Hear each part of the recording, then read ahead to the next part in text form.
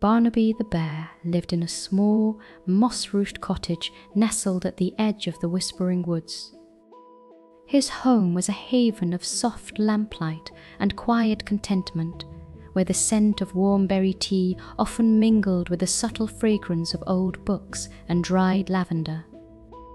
Every evening, as the sun dipped below the distant hills, painting the sky in hues of amber and rose, Barnaby would settle into his favourite armchair by the window, watching the first hesitant stars begin to prickle the deepening twilight, a gentle sigh of peace escaping him.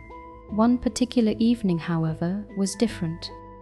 As Barnaby reached to close the window, a tiny, almost imperceptible shimmer caught his eye.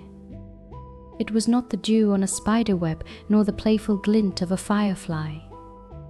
Tucked carefully amidst the velvety petals of his dream flowers, nestled in the window box, was something truly extraordinary. It was a miniature star, no larger than his thumb, yet radiating a soft, steady luminescence that pulsed with a faint, musical hum, like a faraway heartbeat. Barnaby, with his usual careful movements, knelt closer.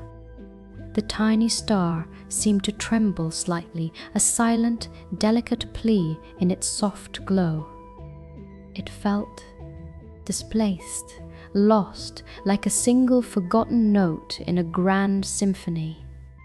A wave of gentle understanding washed over Barnaby. This little light belonged to the vast, velvet tapestry of the night sky, not to his humble window box.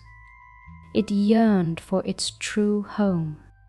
He knew, with a certainty as clear as the starlight itself, that he had to help. Carefully, Barnaby retrieved a small velvet pouch and, with the utmost tenderness, scooped the tiny star into its soft folds. A quiet adventure, he realized, was waiting. Barnaby pulled on his sturdy walking boots and stepped out into the soft, twilight-kissed night. The air outside was cool and fragrant, carrying the scent of damp earth and slumbering leaves. The moon, a sliver of silver light, cast long dancing shadows that stretched like inquisitive fingers across the forest floor. Barnaby walked slowly, his boots making only the softest scuff against the pine needles. The little star in his pouch continued its gentle hum, a quiet companion on his journey. He passed by the whispering willows, their long, graceful branches swaying almost imperceptibly as if exchanging quiet secrets. Their rustling seemed to guide him, a soft symphony of nature's breath. Follow the moon's silver path, little Barnaby, towards the highest bough. Deeper into the woods the trees grew denser, their canopies weaving a dark, intricate lace against the sky. Here, the path grew a little fainter, marked only by the occasional flicker of a firefly. A thicket of thorny vines, usually dormant, now seemed to stretch across his way, their tendrils intertwined in a confusing knot. This was not a challenge of strength, but of patience. He gently, carefully began to untangle them. As he worked, a family of glowworms, drawn by the star's soft hum, emerged from beneath a fallen log. They lined the path ahead, their tiny green lights forming a clear, luminous trail through the darkness, helping Barnaby navigate the remaining snarls. "Thank you, little friends," he whispered. Soon, the path opened onto the banks of the sleepy river, its waters flowing with a tranquil rhythm, reflecting the moon and the occasional fleeting cloud. The river was wider than he expected, and there was no bridge. Barnaby pondered for a moment, his brow furrowed in thought. Just then, a large, flattened lily pad, sturdy and wide, drifted gently towards the bank, as if awaiting his arrival. With a small leap of faith, Barnaby stepped onto its surface. The lily pad, guided by the unseen currents, began to ferry him slowly across the shimmering water, making barely a ripple. The little star in his pouch gave an excited little hum, as if enjoying the ride. On the far bank, Barnaby noticed a small, burly shape stirring beneath the roots of an ancient oak. It was old Bartholomew, the badger, renowned for his vast knowledge of the forest's hidden paths. Bartholomew was just emerging from his set, blinking sleepily. "Evening, Bartholomew," Barnaby said softly. The badger yawned. "Barnaby? What brings a respectable bear like you out at such an hour?" Barnaby showed him the softly glowing star. "I am trying to return this little one to its family. I need to reach the Whispering Hill." Bartholomew's eyes softened. "Ah, a fallen twinkle, a rare sight indeed. It is a steep climb. But there is a shortcut, known only to those who appreciate a good, quiet path, and perhaps those who carry a special treat." Barnaby offered him a handful of plump nightberries. "For you, Bartholomew, for your wisdom and kindness." The badger's eyes gleamed. "Very well, Barnaby. Follow me. Keep your steps light and your heart open." Bartholomew, invigorated, led Barnaby away from the river through a hidden mossy gully where the moonlight filtered down like liquid silver. Bartholomew led Barnaby through a labyrinth of ancient roots and shadowed groves until they finally emerged onto a winding, upward trail that began to ascend the Whispering Hill. The air grew thinner here, cooler, and the scent of pine gave way to the crisp, clean aroma of the high altitude. The trees thinned out, replaced by smooth, weather-worn stones and hardy mountain flowers. "This is as far as I go, Barnaby," Bartholomew rumbled softly, nudging a path with his nose towards a final, gently sloping peak. "The rest is for you and your little friend. Good luck, and may the stars guide your way home."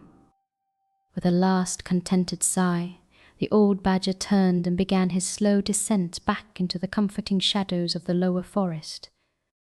Barnaby continued alone, his heart filled with a quiet determination. With each step upwards, the sky seemed to open wider, revealing an increasingly magnificent display of sparkling constellations. Finally, he reached the very summit of the Whispering Hill. It was a broad, flat expanse of smooth rock, open to the entirety of the night sky. Above him, a billion stars glittered like scattered diamonds on black velvet, a breathtaking silent symphony of light. The Milky Way stretched across the heavens like a luminous river, a sight that always filled Barnaby with wonder. He carefully took the velvet pouch, his paws trembling slightly with anticipation. He unfastened the drawstring and gently, ever so gently, tipped the tiny star out onto the palm of his paw.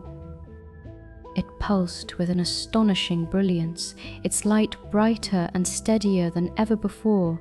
Clearly recognizing its moment, Barnaby held his paw up towards the vast expanse above. The little star hovered for a moment, a shimmering tear of light.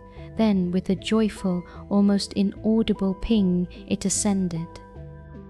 It drifted, spiraled and danced, leaving a faint, shimmering trail behind it. Higher and higher it went, a delicate waltz through the cosmic ocean, until it found its place. Barnaby watched, tears welling in his gentle eyes as the tiny star rejoined a familiar constellation, the Little Weaver, a delicate cluster of stars known for weaving dreams into the night. As it settled into its rightful place, the entire constellation seemed to brighten, to hum with renewed energy, as if welcoming back a long-lost sibling. A soft wave of warmth washed over Barnaby, a feeling of profound peace and connection. The other stars in the sky seemed to twinkle a little brighter, a collective nod of gratitude, a silent thank you for his kindness. He stood there for a long time, simply gazing, feeling the gentle magic of the universe flow through him. A tiny act of kindness could indeed illuminate the entire cosmos, bringing light and wholeness where there had been loss. With a heart full of quiet joy and a deep sense of accomplishment, Barnaby began his descent from the Whispering Hill. The path, which had felt mysterious and challenging on the way up, now felt familiar and comforting, a well-trodden route leading him back to his safe haven. The moonlight seemed to shine a little clearer, highlighting every mossy stone and rustling leaf, as if the forest itself was bidding him a soft, appreciative farewell. He retraced his steps, passing the sleepy river and through the groves where the glowworms had lit his way. The whispering willows gently rustled their leaves, a soft, lullaby-like sound that seemed to hum him homewards. He felt a lingering warmth on his paw, a faint, almost invisible shimmer, a whisper of the stars touched a gentle reminder of his celestial adventure. Soon, the familiar outline of his moss-roofed cottage came into view, a beacon of soft, inviting light amidst the dark embrace of the trees. A wisp of smoke curled lazily from his chimney, hinting at the lingering warmth within.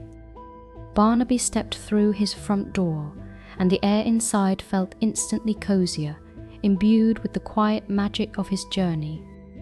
The lamplight seemed a little softer, the scent of lavender and berry tea a little richer. He slipped off his sturdy boots, placed his spectacles carefully on the mantelpiece, and settled back into his favourite armchair by the window. He gazed out, not at an empty space in his window box, but at the vast, sparkling tapestry of the night sky, finding the constellation of the Little Weaver now shining with an added, subtle brilliance. He sipped his warm tea, the warmth spreading through him, comforting and deep. The world, Barnaby realized, was not just a cozy cottage in a quiet garden. It was also a place of gentle adventures, of lost stars, and of profound connections, where even the smallest creature could play a part in making the night sky a little more whole. A quiet smile touched his lips. He closed his eyes, the image of the rejoining star sparkling behind his eyelids, and drifted off into a deep, peaceful sleep, cradled by the comforting hum of the universe. He knew with a certainty that settled deep in his heart that tonight his dreams would be woven from the very brightest starlight,